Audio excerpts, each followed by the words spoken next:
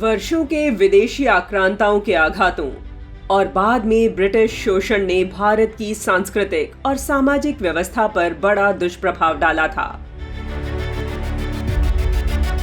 अस्मिता और संस्कृति की रक्षा के लिए संघर्ष करता हुआ भारतीय समाज कुछ कुरीतियों से भी ग्रस्त हो गया था।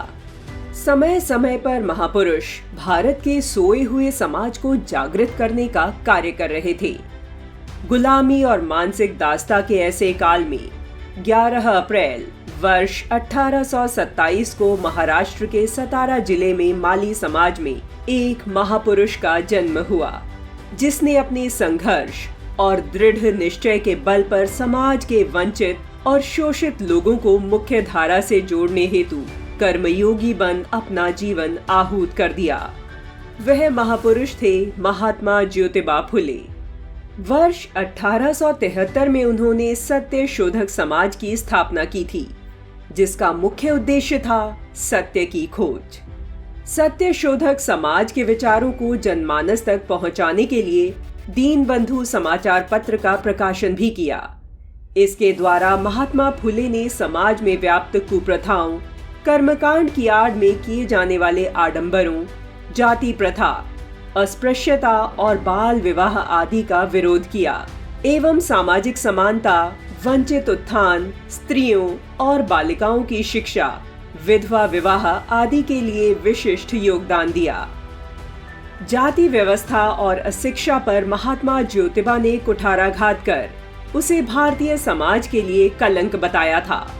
महात्मा फुले ने अनेक पुस्तकों की रचना की थी, जिनमें छत्रपति शिवाजी और किसान का कोड़ा प्रसिद्ध है। समाज के लिए उनका समर्पण और दायित्व बोध ऐसा था कि उन्होंने अपनी समस्त संपत्ति समाज के लिए समर्पित कर दी थी।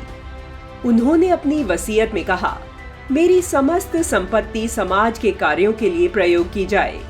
उन्होंने अपने पुत्र को अपनी संपत्ति का केवल 10% भाग ही दिया, ताकि उसकी आजीविका चलती रहे। महात्मा फुले का यह कृत्य उनकी समाज के प्रति गहरी संवेदना को प्रकट करता है। अपनी पत्नी सावित्रीबाई फुले को शिक्षित कर उनके माध्यम से वंचित बालिकाओं की शिक्षा की भारतीय परंपरा को पुनः स्थापित करने हेतु अद्वितीय योगदान दिया गया।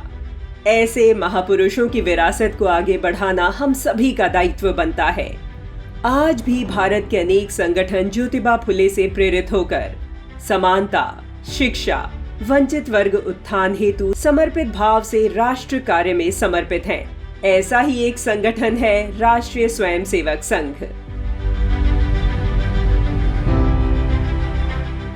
राष्ट्रीय स्वयंसेवक संघ की कार्य पद्धति में जाति विहीन भारतीय समाज विकसित करने के संकल्प में महात्मा ज्योतिबा जैसे महापुरुषों का प्रभाव स्पष्ट दिखाई देता है।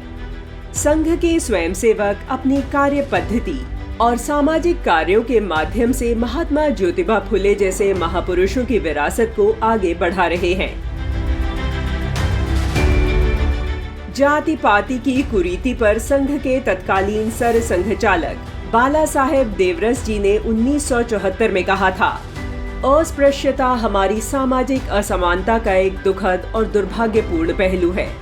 कुछ विचारकों का मत है कि पुराने समय में यह अस्तित्व में नहीं था, लेकिन समय बीतने के साथ साथ यह हमारी सामाजिक व्यवस्था में प्रवेश कर गया और जड़ें जमा ली।